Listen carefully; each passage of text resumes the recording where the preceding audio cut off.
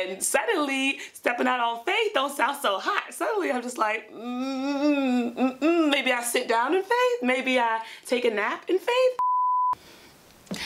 Hey y'all, it's Chimdi. So I'm coming to you from the gorgeous Cape Town. This is the last Airbnb that we are in. I was having my nice little time, and then I just started weeping, y'all. I started weeping, and it was a real healing moment for me, and it was pretty powerful, and I want to commit it to memory. I want to commit it to camera, all right? Before we get into it, thank you Patreon producers. Y'all are the best. I love you. Join me on my Patreon, patreon.com/Chimdi. And if you are not ready to financially commit to loving me, go ahead and just give this video a thumbs up and subscribe. That's awesome as well. Okay, let us begin. So what got this started is I was watching a Victor Odo video. He's becoming my favorite new white man. That's not true. Thomas Hubel will always be my favorite white man. I'm watching his video and he's talking about that feeling when you know something isn't right for you, and every time something in life happens that like subtly reminds you like, this is a sign, girl, that you shouldn't even be doing this, you like ignore it basically, and how you just keep getting opportunities to reflect on, you know, you really shouldn't be doing this until you know, get in alignment. And I was trying to think of like what was coming up for me, and it was New York. It was moving to New York. People ask me like, oh, how's that going? Like, where are you with that? And I always say the same shit, which is like, you know, I don't, you know. And I moved from Mexico City actually to Los Angeles after traveling with Remote Year. And prior to that, I'd only lived in Maryland. And I remember then folks would ask me, one thing I had, I'm like low-key mad about it. I had this part-time job, and the manager, she had a thing. She literally, whenever I said ax, you know, to be ask, she would correct it, and it was so annoying and felt a little racist, to be honest. It did work, and now I am very conscious of saying ask. And I notice when people say axe, and I'm just like, this is how white supremacy works, y'all. They get in through the language. Anyway, yeah, I haven't really made any moves around moving to New York, even though in the past I've been able to move across the country, no problem. People would ask me, Chimdi, you're just gonna move there? You don't have, do you have any family there? Like blah, blah, blah. And I'd be like, no, I'm just gonna move, you know? And I had no doubt in my mind that it would be fine. Like I was completely sure, like, no, it'll be great. Like I literally didn't have any doubt. And it was great. It was awesome.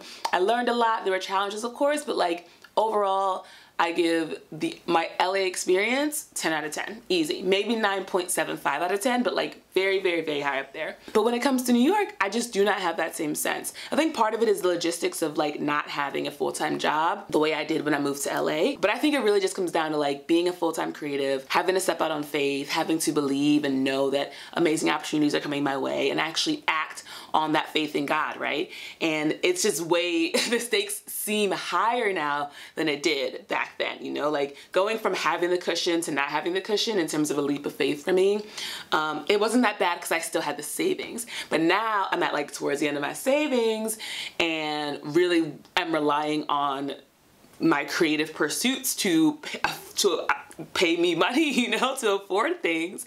And suddenly stepping out on faith don't sound so hot. Suddenly I'm just like, maybe I sit down in faith, maybe I take a nap in faith. This time it feels real, and I think that's why I've been dragging my feet and non-committal when it comes to moving to New York. And so I'm watching this Victor Odo video. I'm thinking like, okay, New York is the thing that like I have a challenge around. And then I was like, let's do my Thomas Hubel. So Thomas Hubel teaches us that when we have this sort of feeling, it's not, because what I started to do is try to like pinpoint like, where is this fear coming from? And Thomas Hubel is like, the thing to do, baby, is to feel the feeling in your body. That's literally it. And so I was like, okay, you feel this fear about going to New York. What is that? What's the flavor of that? And I saw myself like sitting on a bed in like a dark room, alone, having no support, no resources, and feeling like you brought this upon yourself. Like this is your fault. And I was like, dang, that's real intense. So I was like, what got me to that like vision was feeling it in my body. So like I felt the feeling, and I felt it like in my stomach and in my chest. And so I felt that feeling. And then what Thomas then does say is to then feel it gentler. Just ease up on it. Just ease up on it. So I did that, literally a physical thing of, well, I guess it's emotional, spiritual, to like ease up on a feeling. But that's what I did. I just eased up on the feeling, and something did start to shake loose. And I just started feeling like that when you're about to cry kind of feeling, like that came up.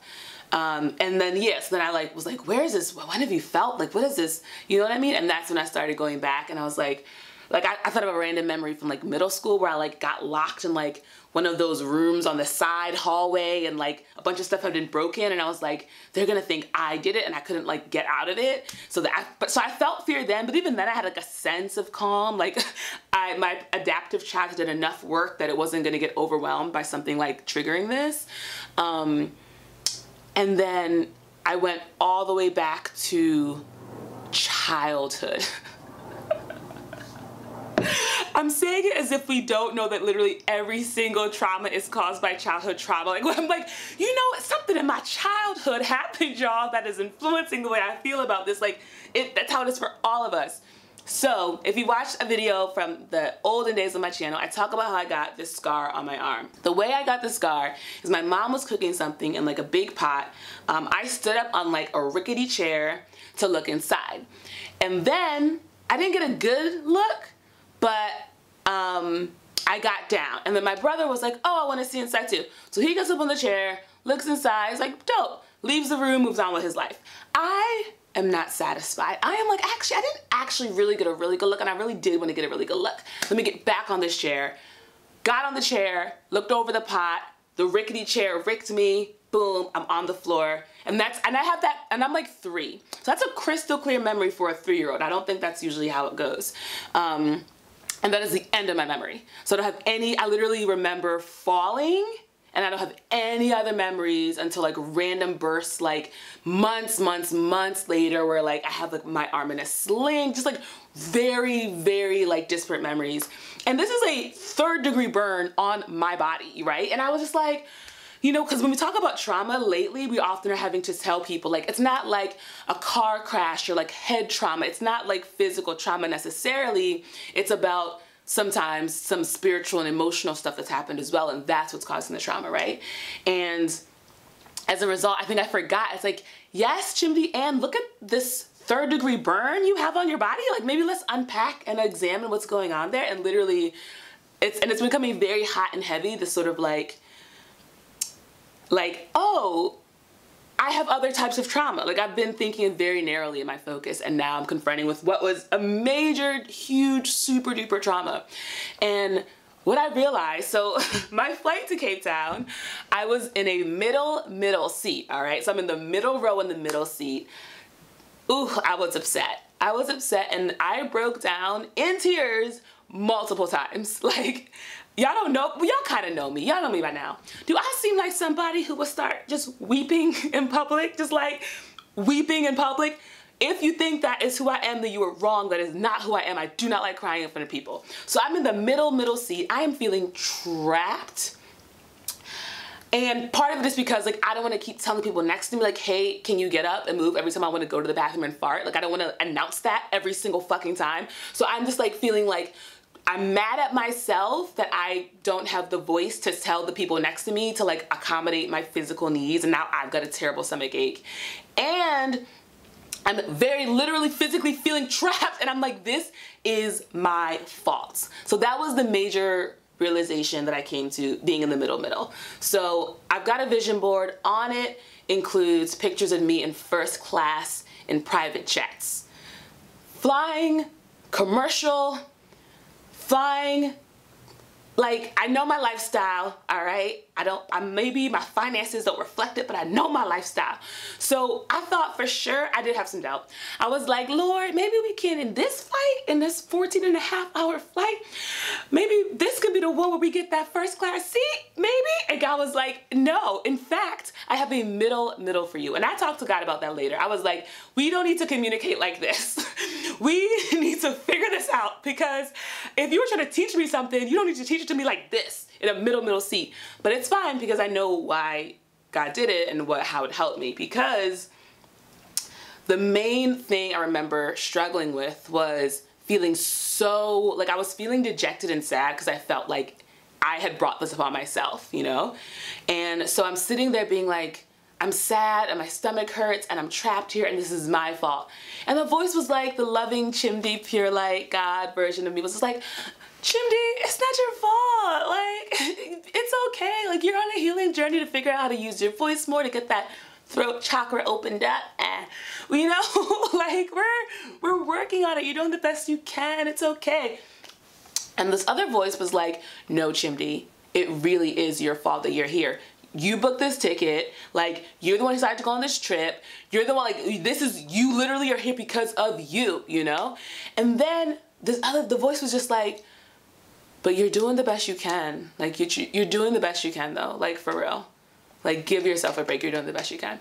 And that was like a big, and I was telling this story to my friends and they were just looking all like with their jaws dropped, like, damn, you talking to yourself like that? And I was like, I know, you think I'd be very affirming all the time, but there's a shadow self and she is negative. And so, I'm gonna take a deep breath.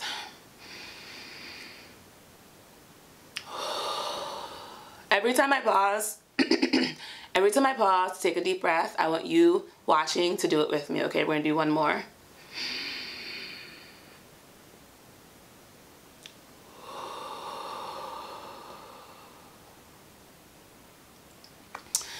So, it made me realize that when I got this scar on my arm, the story I tell myself is that it was my fault it happened. It was my fault that I got on the chair. It was my fault that I went back up to look again. It was my fault that I didn't realize that the chair wasn't stable.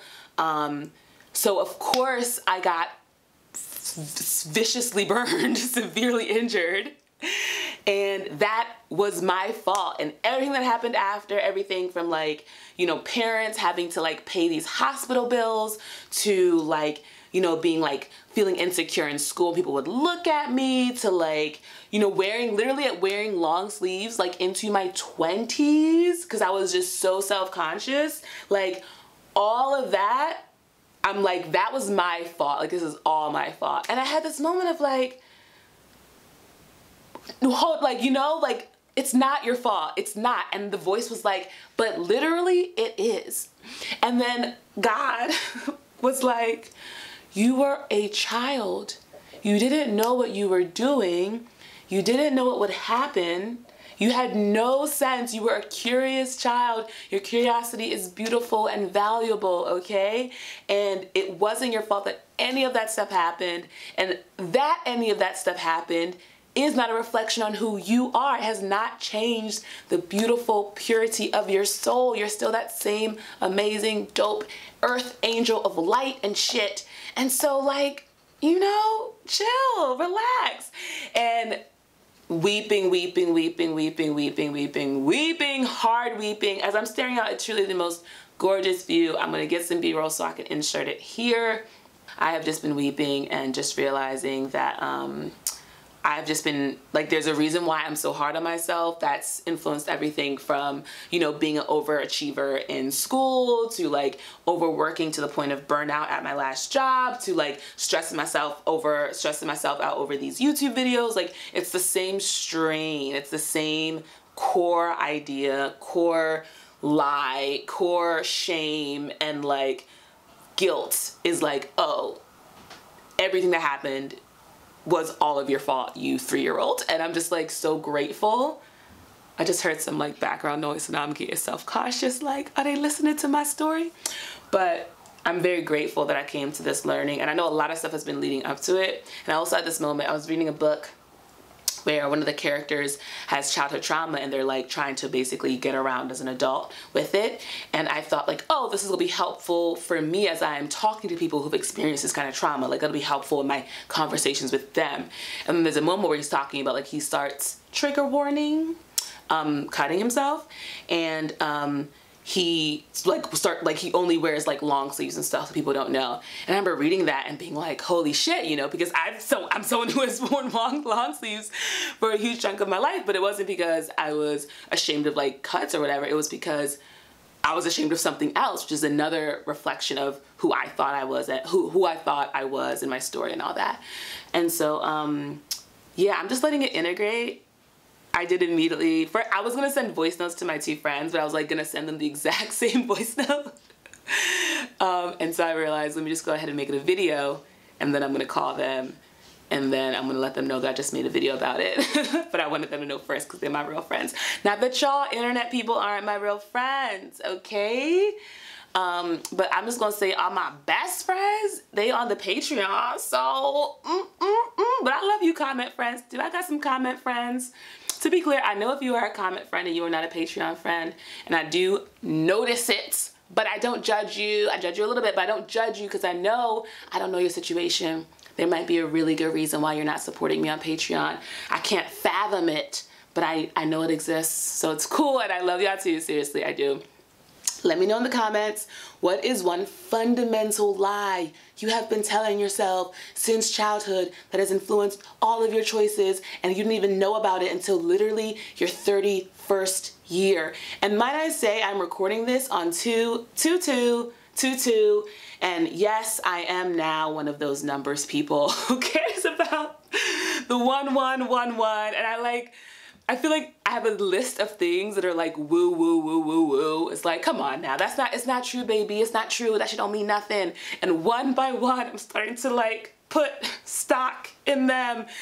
And I just found out, y'all, that I'm not a Scorpio. I'm actually a Libra, because there's two types of astrological charts or whatever. Like there's the like common version, and then there's like the Indian version, I think, which is called the like Vedic version.